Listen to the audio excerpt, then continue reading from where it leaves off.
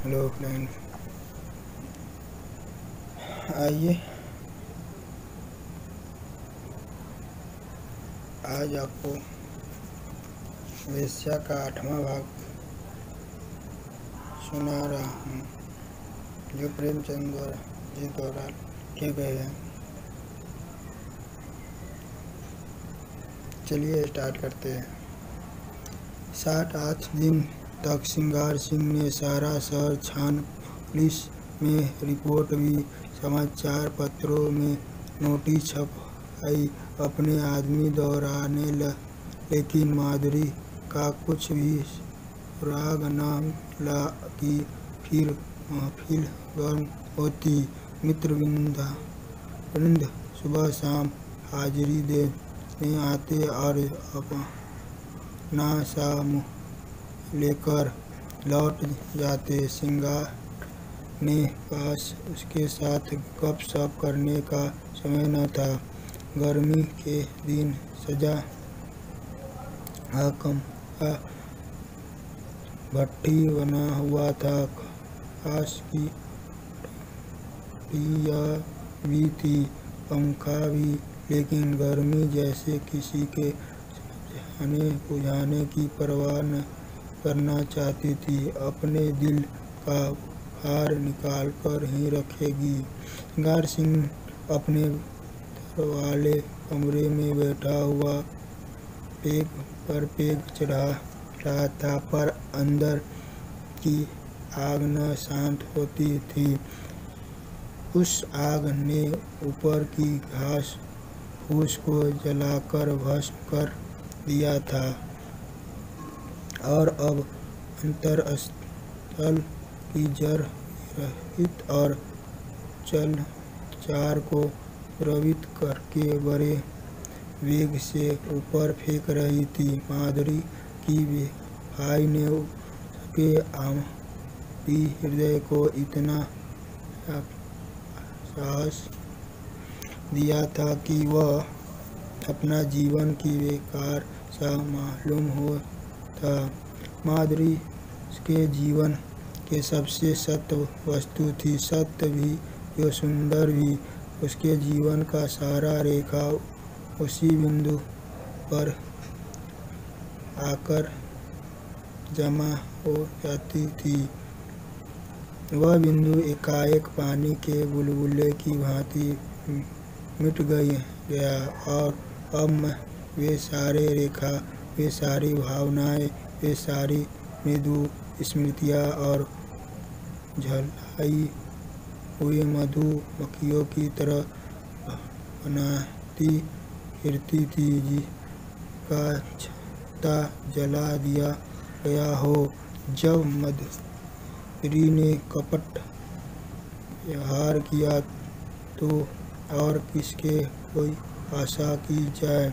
इस जीवन ही क्या है, में रस ही न रहा तो गुठली किस काम की। लीला कई दिनों में महफिल में सन्नाटा देखकर चकित हो रही थी। उसने कई महीनों से घर के किसी भी में बोलना छोड़ दिया था। बाहर से जो आदेश मिलता था उसे बिना कुछ कहे सुने पूरा करना ही उसके जीवन का था। वितराग सी हो गई थी, न किसी शौक से वास्ता था न सिंगार से। मगर इस कई दिनों के सन्नाटे ने उसे उदास न मन को भी चिंतित कर दिया। चाहती थी कि कुछ पूछे, लेकिन पूछे कैसे। मान जो टूट जाता है, मान ही किस बात का। मान जब करे जब कोई उसकी बात पूछता हो। मान अपमान के प्रयोजना नहीं, नारी ही क्यों हुई। उसने धीरे धीरे कमरे का पर्दा हटाया और अंदर झांका। देखा सिंगार सिंह सोफा पर चुपचाप लेटा हुआ है, जैसे कोई पक्षी साज के सन्नाटे में रो में मुंह छिपाते बैठे हो।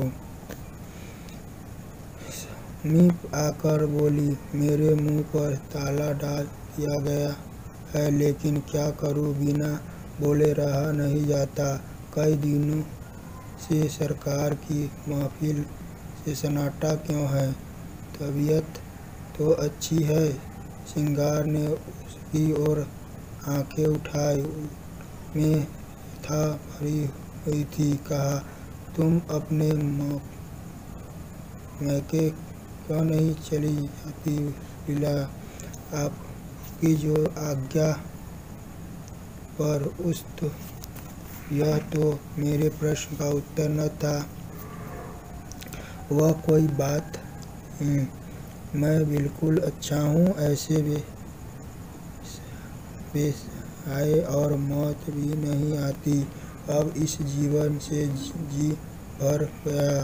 कुछ दिनों के लिए बाहर जाना चाहता हूँ। तुम अपने घर चली जाओ तो मैं निश्चिंत हो जाऊँ।